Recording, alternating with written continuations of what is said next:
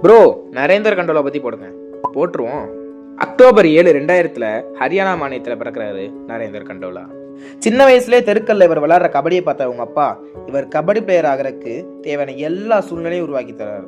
அந்த வகையில் இவர் ரொம்ப கொடுத்து வச்சவர். ஏன்னா இந்த மாதிரி ஒரு சப்போர்ட் கிடைக்காம பல இளைஞர்கள் அவங்களோட கனவை தொலைச்சிட்டு கிடைச்ச வேலைக்கு போய்கிட்டு இருக்காங்க. சரி, திரும்ப அவர் கதைக்குள்ள போவோம். அவங்க அப்பா கொடுத்த சப்போர்ட்டை வச்சு பல டோர்னமெண்ட்ல கலந்தது மட்டும் இல்லாம அங்க சிறப்பா பர்ஃபார்ம் பண்றாரு நரேந்தர் கண்டோலா. அப்புறம் 2022 PKL சீசன்ல தமிழ் தலைவாஸ்க்காக டெபியூட் பண்ண இவர் என்னதான் ஆரம்பம் அந்த அளவுக்கு சிறப்பா இல்லைனாலும் போக போக தன்னோட திறமையை வெளிக்காட்டி ஒரு முக்கியமான ரைடரா மாறுறாரு தமிழ் தலைவாஸ்க்காக.